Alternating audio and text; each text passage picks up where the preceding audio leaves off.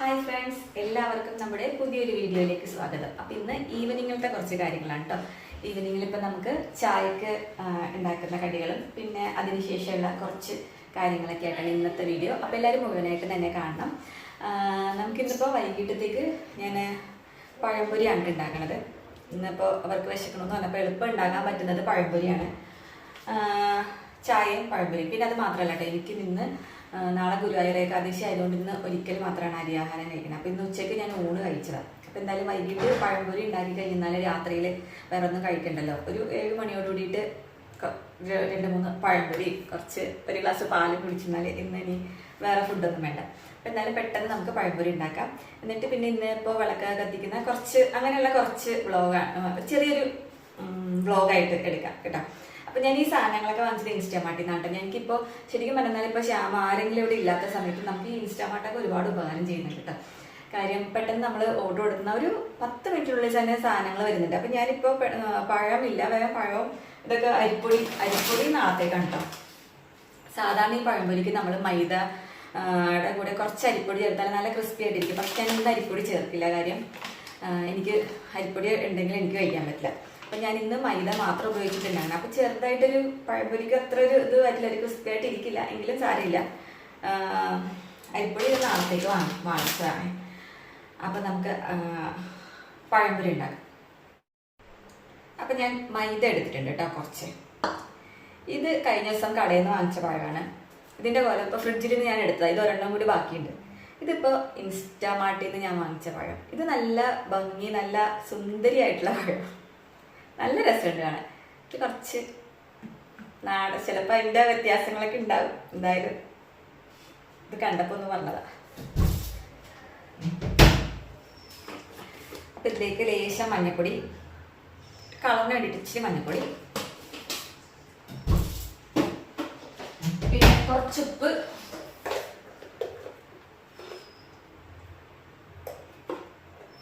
ആവശ്യത്തിന് വെള്ളം കൂടി ചേർത്തിട്ട് നല്ലപോലെ കുഴച്ചെടുക്കാം.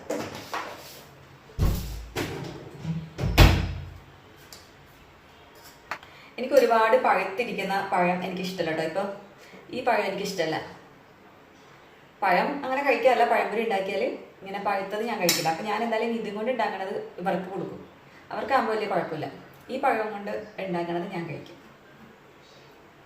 എനിക്കിങ്ങനെ കുറച്ച് പച്ച പോലെ ഇരിക്കണ പഴമാണ് എനിക്ക് ഭയങ്കര ഇഷ്ടം. വെറുതെ പഴമൊന്നും അങ്ങനെ കഴിക്കാറില്ല. ഇതിപ്പോൾ 2 ദിവസം മുന്നേ ആപ്പിളും ഉണ്ടെന്നിട്ട് ഇപ്പോഴും ഇരിക്കുക. ഒരാൾക്കും വേണ്ടാണ്ട് എനിക്ക് ഈ ഒരെണ്ണം കൂടി ഉണ്ട്. അപ്പം നാളെ എന്തായാലും എനിക്ക് കഴിക്കാനും, നാളെ ഫുഡൊന്നും കഴിക്കാൻ പറ്റില്ല. നാളെ അരിയാഹാരം ഒരു നേരം പോലും കഴിക്കാൻ പറ്റില്ല. ഫുള്ളും നമ്മൾ എന്തെങ്കിലും പഴങ്ങളോ അങ്ങനെയുള്ള എന്തെങ്കിലും മാത്രമേ കഴിക്കുള്ളൂ. സാധാരണ ഞാൻ അങ്ങനെയുള്ള അപ്പോഴൊക്കെ കഴിക്കാറ് എനിക്ക് വിശക്കും. അപ്പോൾ ഞാൻ ഈ കപ്പ ഉണ്ടല്ലോ, കപ്പ പുഴുക്ക് ഉണ്ടാക്കിയിട്ട് ഞാൻ കഴിക്കാറുണ്ട്. അതാവുമ്പോൾ കിഴങ്ങല്ലേ. പിന്നെ ഇതുപോലെയുള്ള ആപ്പിള് അങ്ങനെയുള്ള സാധനങ്ങളൊക്കെയും കഴിക്കും. വ്രതം എടുക്കുമ്പോൾ സാധാരണ അങ്ങനെയാണ് ചെയ്യാറ്.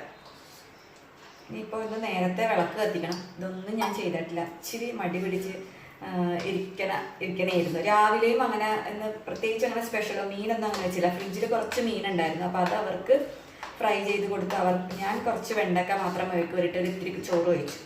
അപ്പോൾ അത് കാരണം സാധാരണ സൺഡേസിലൊക്കെ ഒരുപാട് പണിയായിരിക്കും. അപ്പോൾ ഇന്ന് വലിയ പണിയൊന്നും ഉണ്ടായിരുന്നില്ല. അധികം വെക്കലൊന്നും വേണ്ടല്ലോ. പിന്നെ ശ്യാമ സ്ഥലത്തില്ല. ഇന്ന് രാത്രി എത്തുള്ളൂ.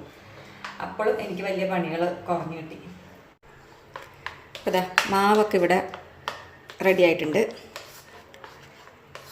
അപ്പോൾ ഫസ്റ്റ് ഞാൻ ഈ പഴമാണ് എടുക്കണേ. ഇത് വേഗം ഫ്രൈ ചെയ്ത് അവർക്ക് കൊടുക്കാം. കാര്യം അല്ലെങ്കിൽ ഇപ്പം തന്നെ ഒച്ചപ്പാട് തുടങ്ങി വിശക്കണമെന്നും പറഞ്ഞു. അപ്പോൾ ഈ പഴത്തിൻ്റെ തൊണ്ട് മാത്രമേ കറുത്തിട്ടുള്ളൂ കേട്ടോ. പക്ഷെ ഉള്ളിൽ വലിയ അങ്ങനെ പഴുപ്പൊന്നും വന്നിട്ടില്ല. പഴുത്തങ്ങനെ ഒരുപാട് ഓവറായിട്ട് പഴുത്തൊന്നും പോയിട്ടില്ല. ഞാൻ കഴിക്കുന്ന ആ ഒരു പാകത്തിനുള്ള ഇതായിട്ടുള്ളൂ. ഞാൻ വിചാരിച്ചു, ആ തൊണ്ട് കണ്ടപ്പോൾ വിചാരിച്ചേ ഒരുപാട് ഇങ്ങനെ പഴുത്ത്, അങ്ങനെയുള്ള പഴം എനിക്ക് ഒട്ടും ഇഷ്ടമല്ല. അങ്ങനെ ആയിരിക്കും എന്ന് വിചാരിച്ചു. പക്ഷേ ഫ്രിഡ്ജിൽ വെച്ചിട്ട് അങ്ങനെ പഴുത്തിട്ടില്ല. കുഴപ്പമില്ല. അപ്പോൾ എനിക്കും കഴിക്കാൻ പറ്റും.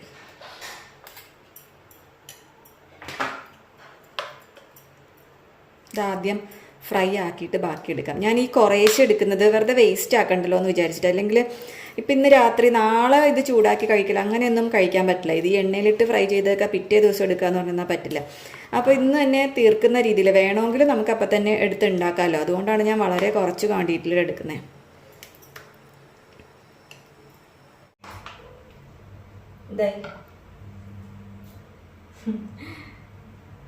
എന്തായാലും പഴംപൊരി റെഡിയായോ എന്ന് നോക്കാമെന്നാണോ? പിന്നെ റെഡി ആയി കഴിഞ്ഞാൽ ഞാൻ എന്തായാലും തന്നിട്ടേ ഞാൻ കഴിക്കുള്ളൂ, പോരെ? ഇടയ്ക്കിടയ്ക്ക് രണ്ടുപേരും വന്ന് അടുക്കളയിൽ വന്ന് നോക്കിയിട്ടു. അത് എനിക്ക് തോന്നുന്നു എല്ലാ പിള്ളേരും അങ്ങനെ തന്നെ ഇരിക്കുള്ളൂ. എന്തെങ്കിലും ഉണ്ടാക്കണമെങ്കിൽ പിന്നെ പറയേ വേണ്ട, സമാധാനം തരില്ല, സമാധാനത്തിന് ഉണ്ടാക്കാൻ പറ്റില്ല. അപ്പോൾ ഇന്ന് ഞാൻ ഇതിനെക്കുറിച്ചിട്ടും കൂടി ഇന്ന് വീഡിയോയിൽ പറയട്ടെ, ഞാൻ എങ്ങനെയാണ് ഈ വ്രതമൊക്കെ എടുക്കണമെന്നുള്ളത്. ഞാൻ സാധാരണ എല്ലാ വ്രതങ്ങളും എടുക്കാറുണ്ട്. ഇപ്പം എനിക്ക് തോന്നുന്നു ഒട്ടുമിക്ക വ്രതങ്ങളും ഇപ്പം കഴിഞ്ഞ ഇതിന് ഷഷ്ടി വ്രതം എടുത്തു. ഇത് ഇനിയിപ്പോൾ ധനുവിൽ തിരുവാതിര വരുന്നുണ്ട്, അതെടുക്കും. എല്ലാ വ്രതങ്ങളും ഞാൻ എടുക്കാറുണ്ട് കേട്ടോ. അപ്പോൾ ചോദിക്കും, തിരുവാതിരയൊക്കെ ഞാൻ ഒരുപാട് വർഷങ്ങളായിട്ട് എടുക്കുന്നതാണ്. ഗുരുവായൂർ ഏകാദശി എടുക്കാൻ തുടങ്ങിയിട്ട് ഇപ്പോൾ 2ാമത്തെ വർഷമാണ്. കഴിഞ്ഞ വർഷമാണ് ആദ്യമായിട്ട് എടുത്തത്. ഞാൻ അതിൻ്റെ വീഡിയോസൊക്കെ എൻ്റെ ചാനലിൽ ഇട്ടിട്ടുണ്ടായിരുന്നു. പിന്നെ ഷഷ്ടി എടുക്കുന്നതും കുറേ വർഷങ്ങളായി. ഞാൻ ആദ്യമായിട്ട് എടുത്തത് കല്യാണം കഴിഞ്ഞ് ചെന്നപ്പോൾ. എനിക്ക് അതിന് മുന്നേ ഒന്നും ഷഷ്ടിയെ കുറിച്ചിട്ടൊന്നും അറിയില്ലായിരുന്നു. കല്യാണം കഴിഞ്ഞ് ശ്യാമിൻ്റെ വീട്ടിൽ ചെല്ലുമ്പോൾ അവിടെ അമ്മ എടുക്കുന്നതാണ് ഞാൻ ആദ്യമായിട്ട് കാണുന്നത്. അവിടുത്തെ അമ്മ ഷഷ്ടി വ്രതം എടുക്കുമായിരുന്നു. അപ്പോൾ അത് ശരിക്കും മക്കൾക്ക് വേണ്ടിയിട്ട് നമ്മുടെ കുടുംബത്തിലുള്ള എല്ലാവർക്കും വേണ്ടിയിട്ടൊക്കെ എടുക്കുന്നതാണ്. അപ്പോൾ അവിടെ അമ്മ ഷഷ്ടി വ്രതം എടുക്കും. അപ്പോൾ ഞാൻ അത് ഷഷ്ടി വ്രതം എനിക്ക് അതിനെക്കുറിച്ചിട്ടൊന്നും എനിക്ക് അറിയില്ലായിരുന്നു. കാര്യം ഞാൻ ഇവിടെ വെച്ചാൽ കൂടുതലും തൃപ്പൂണിത്തുറ അമ്പലം വിഷ്ണുവിൻ്റെ അമ്പലമാണല്ലോ. അപ്പോൾ കൂടുതലും അതും പിന്നെ ഞങ്ങളുടെ അടുത്ത് തന്നെ ഒരു മുക്കോട്ടിലമ്പലം ഉണ്ട്. അപ്പോൾ ദേവിയുടെയും ഇതൊക്കെ മാത്രമേ ഉള്ളൂ. മുരുകൻ്റെ അമ്പലം അങ്ങനെ മുരുകൻ്റെ ആ ഒരു ഇതിനെ കുറിച്ചിട്ടൊന്നും എനിക്ക് കൂടുതലായിട്ട് അറിയില്ലായിരുന്നു. ഷഷ്ടിക്ക് ഇങ്ങനെ വ്രതം എടുക്കുമെന്നൊന്നും. അപ്പോൾ ശ്യാമിൻ്റെയൊക്കെ വീടിൻ്റെ അടുത്തുള്ള അമ്പലം മുരുകൻ്റെ അമ്പലം, ഒരു കുഞ്ഞമ്പലമുണ്ട് മുരുകൻ്റെ. അപ്പോൾ അവിടെ ഷഷ്ടിയൊക്കെ പ്രധാനമാണല്ലോ. അപ്പം അവിടെ അമ്മ എടുത്തിട്ടാണ്. ആദ്യത്തെ കൊല്ലം ഞാൻ എടുത്തില്ല, പിന്നത്തെ വർഷം ഞാനും കൂടെ എടുത്തു. കല്യാണം കഴിഞ്ഞ് ഫസ്റ്റ് വർഷം എടുത്തില്ല. സെപ്റ്റംബറിൽ കല്യാണം, ഒക്ടോബർ നവംബറൊക്കെ ആയപ്പോൾ ഷഷ്ടി വ്രതം എടുത്തില്ല. പിന്നത്തെ വർഷം എടുത്തില്ല. പിന്നത്തെ വർഷം ഞാൻ ഡെലിവറി ഒക്കെ കഴിഞ്ഞിരിക്കുന്നതുകൊണ്ടിട്ട് എടുത്തില്ല. അതിൻ്റെ പിന്നെയുള്ള ഇത് തുടങ്ങിയിട്ടൊക്കെ അമ്മയുടെ ഒപ്പം ഞാൻ ഷഷ്ടി വ്രതം എടുത്തതൊക്കെ എൻ്റെ ഓർമ്മയിലുണ്ട്. അതുകൊണ്ട് അതും ഞാൻ എടുക്കും. ഈ ഗുരുവായൂർ ഏകാദശി എടുക്കാൻ തുടങ്ങിയിട്ട് ഇപ്പോൾ 2ാമത്തെ വർഷമാണ്. ഞാൻ സാധാരണ എടുക്കുന്നത് തലേ ദിവസം നമ്മൾ ഒരിക്കൽ, എല്ലാ ഇതും അങ്ങനെ തന്നെ, ഒരിക്കൽ ഊണ്. അപ്പോൾ രാവിലെ എന്തെങ്കിലും ചപ്പാത്തി ഗോതമ്പിൻ്റെ എന്തെങ്കിലും കഴിക്കും. വൈകിട്ട് ഇതുപോലെ എന്തെങ്കിലുമൊക്കെ ഉണ്ടാക്കിയിട്ട് പാലൊക്കെ കുടിച്ചിട്ട് അങ്ങനെ കിടന്നുറങ്ങും.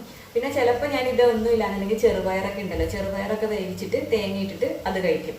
എനിക്കതൊക്കെ ഒരുപാട് ഇഷ്ടമുള്ള. അല്ലാണ്ടുള്ള ഫ്രൂട്ട്സിനോടൊന്നും എനിക്ക് അധികം താല്പര്യമില്ല. അതുകൊണ്ട് ഞാൻ കൂടുതൽ അങ്ങനെയുള്ള ഭക്ഷണങ്ങളാണ് വ്രതത്തിനൊക്കെ കഴിക്കാറ്. പിന്നെ പിറ്റേ ദിവസം അപ്പം അന്ന് രാവിലെ തന്നെ എഴുന്നേൽക്കൂടെ. രാവിലെ എഴുന്നേറ്റ് കുളിച്ച് വിളക്ക് കൊളുത്തും. അപ്പം ഇന്നും ഞാൻ 4 മണിക്ക് എഴുന്നേറ്റ് വിളക്ക് കൊളുത്തിയിട്ടുണ്ട്. ഇനിയിപ്പോൾ നാളെ അങ്ങനെ തന്നെ നമ്മൾ ആ ഒരു ബ്രഹ്മമുഹൂർത്തം ഒരു 5:10 മുന്നേ ആയിട്ട് തന്നെ വിളക്ക് കൊളുത്തും.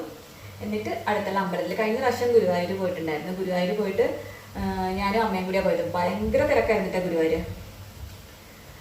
എന്നാലും ഞാൻ ആദ്യമായിട്ട് എടുക്കണം വേണ്ടിയിട്ട് ഞാൻ ഗുരുവായൂർ അകത്ത് കയറി തൊഴുതിട്ടേ വരുള്ളൂ എന്നുള്ളൊരു മനസ്സിൽ എനിക്ക് ഇങ്ങനെ ഉണ്ടായിരുന്നു.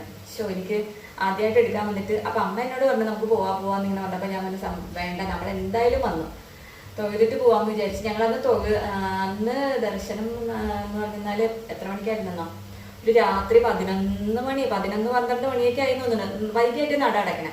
അപ്പോൾ അത്രയും സമയം, കാര്യം വാച്ചൊന്നും സമയമൊന്നും എനിക്ക് അറിയാൻ പറ്റിയില്ലായിരുന്നു അന്ന്. ഒത്തിരി ലേറ്റായി. ഞങ്ങൾ പിറ്റേ ദിവസം 3:30-4:00. എന്നിട്ട് ഞങ്ങൾ തൊഴുത് കഴിഞ്ഞിട്ട് അവിടെ കുറച്ച് നേരം അവിടെ തന്നെ ഒരു 10-15 മിനിറ്റോളം കിടന്ന് ഉറങ്ങി.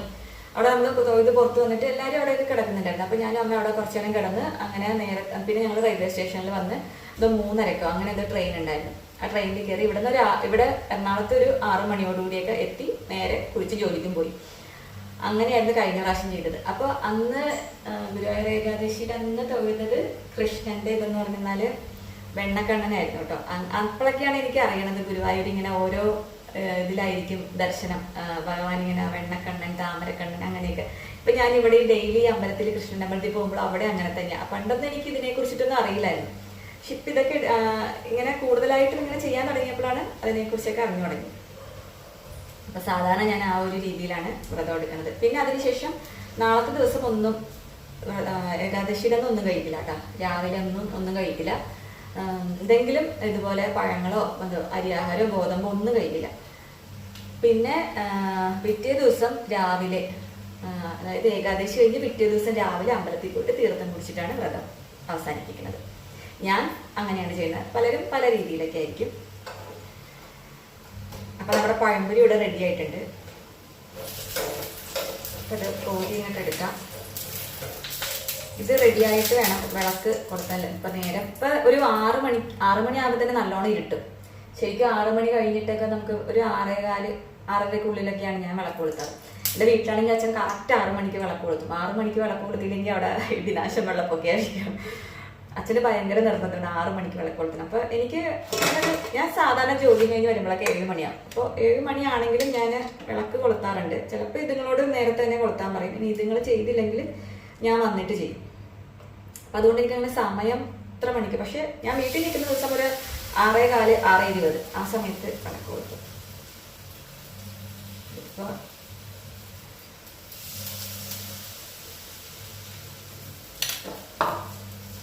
ഈ പഴം കൂടി എടുക്കാം. അത് അധികം പഴുക്കാത്തോണ്ടിട്ട് എനിക്കത് കഴിക്കാൻ പറ്റുള്ളൂ. ഞാനത് നല്ല പോലെ പഴുത്തതാണെന്ന് വിചാരിച്ചിട്ടാണ് ഞാൻ ഇല്ല, പക്ഷെ അല്ല.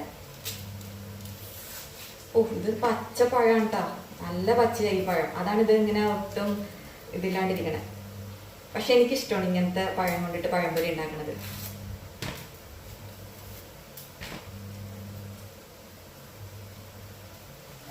അപ്പം നമ്മുടെ പഴംപൊരി ഏകദേശം ശരിയായിട്ടുണ്ട്. അപ്പം നമുക്ക് ഈ സമയം കൊണ്ട് അവിടെ ഒന്ന് ക്ലീൻ ആക്കിയൊക്കെ ഇടാം കേട്ടോ. വിളക്ക് കത്തിക്കാനുള്ള സമയമായിട്ടുണ്ട്. നേരെ ചെറുതായിട്ട് ഇരുട്ടി തുടങ്ങി. അപ്പം നമുക്ക് അതുകൂടി ഒന്ന് ചെയ്യാം. കുഞ്ഞിനോട് ഞാൻ ഇവിടേക്ക് ഒന്ന് ക്ലീൻ ആക്കി ഇടാനൊക്കെ പറഞ്ഞത് കൊണ്ടിട്ട് ആള് വലിയ കുഴപ്പമൊന്നുമില്ലാണ്ട് എല്ലാ സാധനങ്ങളും ഇവിടേക്ക് ആകെ വലിച്ചെറിഞ്ഞൊക്കെ ഇട്ടിരിക്കുകയായിരുന്നു. അപ്പം അതൊക്കെ എടുത്ത് വെച്ചിട്ടുണ്ട്. ഇനി ഒന്ന് മുത്തേ, അപ്പം ഞാൻ തൂത്തോളാം. അപ്പം ഇനിയിപ്പോൾ ഇവിടേക്കൊന്ന് തൂത്ത് വൃത്തിയാക്കിയിടാം. അപ്പോൾ രാവിലെ വിളക്ക് കൊളുത്തിയിട്ട് ആ തിരിയൊക്കെ അങ്ങനെ എടുത്ത് മാറ്റും കേട്ടോ. ഞാൻ ഈ പൂക്കളൊക്കെ ഇത് തന്നെയാണ് രാവിലെ വെച്ചത് തന്നെ, വേറെ ഇനി വൈകിട്ട് മാറ്റി വെക്കില്ല. പിന്നെ അത്ര അങ്ങ് വാടിയാൽ മാത്രം. കഴിഞ്ഞ ദിവസം ഞാൻ ഇതുപോലെ, ഇതൊക്കെ ഞാൻ ഇൻസ്റ്റാമാർട്ടിൽ നിന്ന് തന്നെ വാങ്ങിക്കുന്ന പൂക്കളാണ് കേട്ടോ. അപ്പോൾ ഞാൻ കഴിഞ്ഞ ദിവസം വാങ്ങിച്ച പൂക്കൾ കുറച്ച് വാടിയിട്ടുണ്ടായിരുന്നു. അതെനിക്ക് തോന്നുന്നു ഓഫറൊക്കെ കണ്ട് വാങ്ങിച്ചുകൊണ്ടിട്ടായിരിക്കാം. അപ്പോൾ അത് രാവിലെ വെച്ച് വൈകുന്നേരം ആയപ്പോൾ അത് വാടി. അപ്പോൾ ഞാൻ ആ പൂ മാറ്റിയിട്ട് നമുക്കിവിടെ താഴയിൽ കുറച്ച് പൂക്കളുണ്ടായിരുന്നു. അപ്പോൾ അത് പറിച്ചിട്ടാണ് വെച്ചത്. പക്ഷേ ഇതൊന്നും വലിയ കുഴപ്പമില്ല, ഈ പൂക്കളൊന്നും വാടിയിട്ടൊന്നുമില്ല. അപ്പോൾ അതുകൊണ്ട് വൈകിട്ടും ഈ പൂക്കൾ തന്നെയായിരിക്കും. നാളെ രാവിലത്തേക്ക് ഇപ്പം ഞാൻ വേറെ പൂവ് വാങ്ങിച്ചിട്ടുണ്ട്, അത് വെക്കും കേട്ടോ. ഇനിയിപ്പോൾ ഈ തിരിയൊക്കെ അങ്ങ് മാറ്റി എണ്ണയും തിരിയൊക്കെ മാറ്റും. വീടൊക്കെ ഞാനപ്പോൾ തൂത്ത് വൃത്തിയാക്കി കേട്ടോ. തുടയ്ക്കൽ എല്ലാ ദിവസവും തുടയ്ക്കില്ല, ചൊവ്വ വെള്ളി ദിവസങ്ങളിലാണ് വീട് തുടയ്ക്കുന്നതും അതുപോലെ തന്നെ വിളക്കൊക്കെ തേക്കുന്നത്. പക്ഷേ ഏകാദശി ആയതുകൊണ്ടിട്ട് ഞാൻ ഇന്ന് രാത്രിയിൽ എന്തായാലും കിടക്കുന്നതിന് മുന്നേ വീട് ഒന്ന് ഹോളൊക്കെ ഒന്ന് തുടച്ച് വിളക്കും തേച്ചതിന് ശേഷം നാളെ ഞാൻ എന്നിട്ടേ വിളക്ക് കൊളുത്തുള്ളൂ കേട്ടോ. സാധാരണ എന്നോട് എപ്പോഴും ഇതിന് മുന്നേ ഒരു വീഡിയോയിൽ ചോദിച്ചിരുന്നു കുളിച്ചിട്ടല്ലേ വിളക്ക് കത്തിക്കുന്നത്. ഞാൻ രാവിലെ കുളിക്കും, പിന്നെ വൈകിട്ട് അത്രയ്ക്ക് വേർക്കുക അങ്ങനെ എന്തെങ്കിലുമൊക്കെ ചെയ്താൽ മാത്രമേ കുളിക്കുള്ളൂ കേട്ടോ. ഒരുപാട് പണികളൊന്നും, പിന്നെ ഞാൻ മീനൊന്നും കൂട്ടിയിട്ടൊന്നുമില്ല. അപ്പോൾ എന്തായാലും കയ്യും കാലൊക്കെ കഴുകിയിട്ട് വൃത്തിയായിട്ട് തന്നെ വിളക്ക് കൊളുത്തിയിട്ടുണ്ട്. അപ്പോൾ ഇങ്ങനെയൊക്കെയാണ് കേട്ടോ ഞാൻ സാധാരണ വിളക്ക് കൊളുത്തുന്നതിന് മുന്നേ ചെയ്യുന്നത്. ചൊവ്വ വെള്ളി ദിവസങ്ങളിൽ വിളക്ക് തേക്കാൻ പാടില്ല എന്നൊക്കെ ഓരോ വീഡിയോയിലൊക്കെ ഞാൻ കണ്ടിട്ടുണ്ട്. പക്ഷേ ഞാൻ പണ്ട് തുടങ്ങി ചെയ്യുന്ന ആ ഒരു രീതി തന്നെയാണ് ഇപ്പോഴും തുടർന്ന് പോകുന്നത് കേട്ടോ. അപ്പോൾ എന്തായാലും നമ്മളുടെ ഇന്നത്തെ വീഡിയോ എല്ലാവർക്കും ഇഷ്ടപ്പെട്ടു എന്ന് കരുതുന്നു. നല്ലൊരു വീഡിയോയിലൂടെ അടുത്ത ദിവസം കാണാം.